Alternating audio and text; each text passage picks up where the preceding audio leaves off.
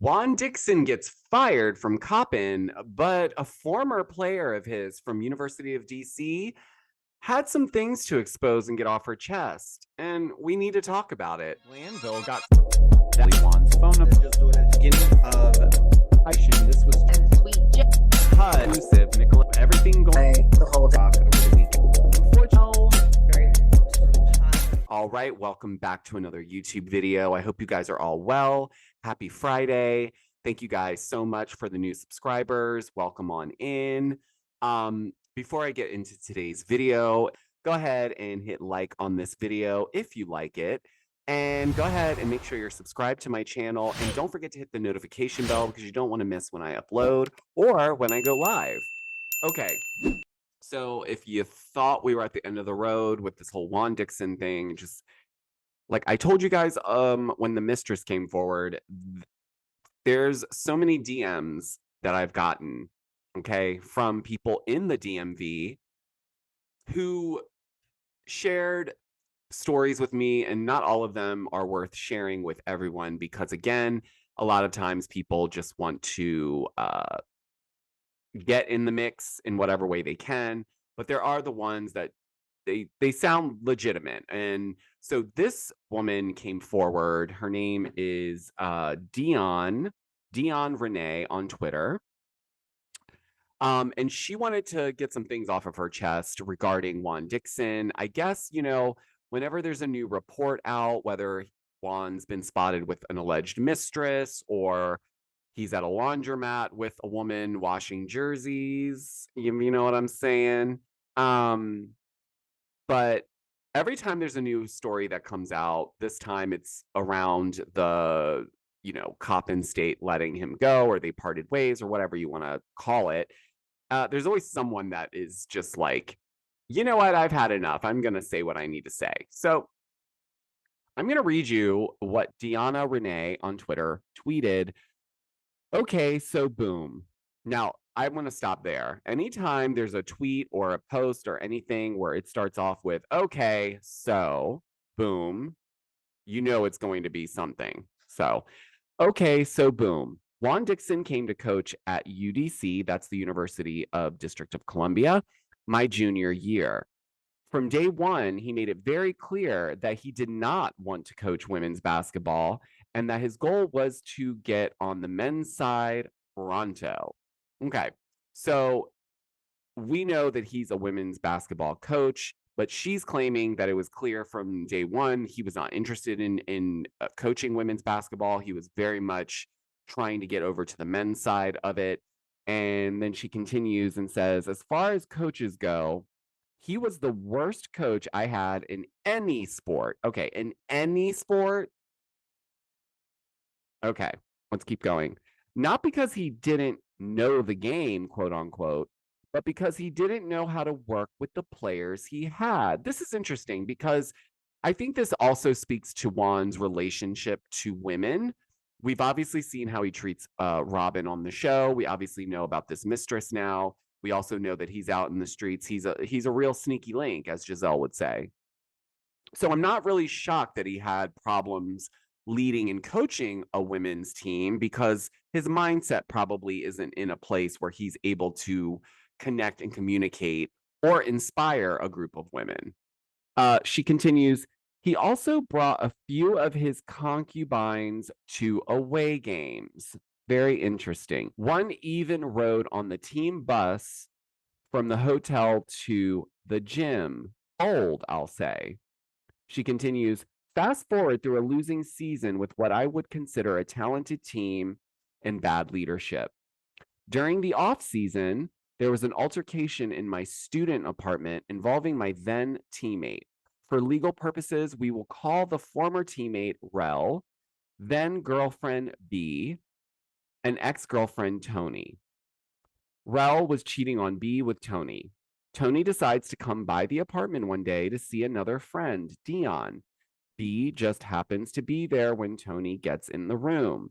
Push comes to shove, literally. Next thing I know, there's a WWE SmackDown in my living room. Wigs were flying and blanks were bleeding and mace was sprayed. She continues, Now, I like to mind my MFing business, but apparently then teammate Rel was upset with me for not helping her while she was getting her tail beat. Okay, so just to give you guys some clarification, what she's explaining is during the off season, I guess one of her teammates was cheating with another person, I guess, that they all knew. And I guess the person's significant other came by the apartment where the person who was cheating was there. And then a big fight broke out. And so, what Deanna is saying is that the friend who was cheating was mad at her for not stepping in and helping her, but rather just standing there letting her get her butt beat by this person.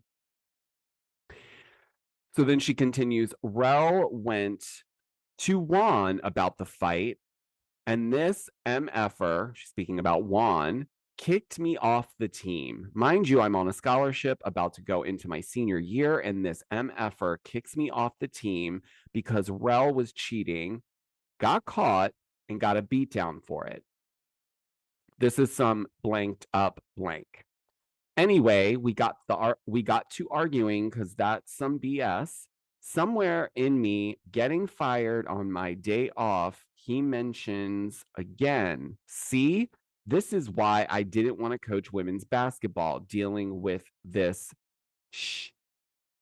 2 weeks later, he quit and started coaching. He started his coaching job at Coppin University. How are you going to kick me off knowing you were leaving anyway? She ends with, Phew, it felt so good to tell my story. And in conclusion, F you, Juan Dixon, and F you, Rel, you scary blank blank. Haha, that's why you and your girlfriend B got your blank beat. Okay, so this is obviously like not super shocking after everything we've heard about Mr. Juan Dixon.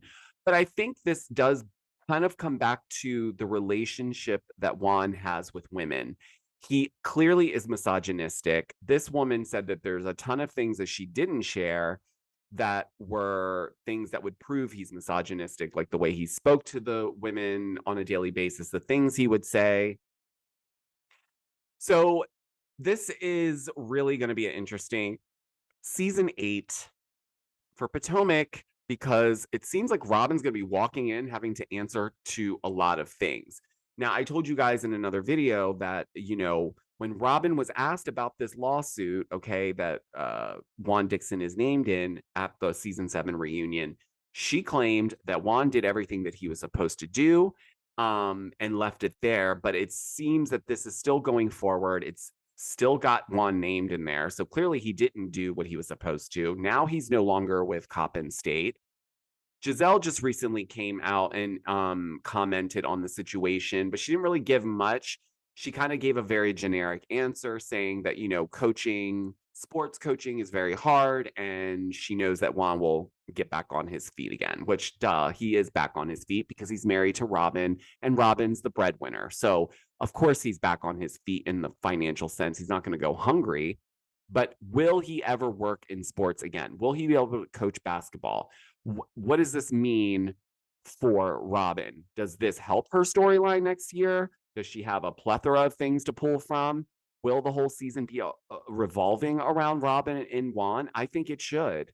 I really think it should because, she hid this whole mistress thing from us last season. It ended up coming out. You're welcome. And, now we're here. He has no job. He's going to probably be in a state of depression. He already hates the show and only does it because he knows that they need the money. But now they've got to bring something forward in terms of storylines. Otherwise, you're not going to have any income coming in. So, guys, I want you to let me know what your thoughts are below, as always, because I love reading what you guys think about these things. But also, I want to know what you think. Does Juan still stand a chance to be able to work in basketball? Can he coach? Is it really over? Or will the press die down and people will forget? Let me know down below, guys. And until the next video, I will talk to you next time. Bye.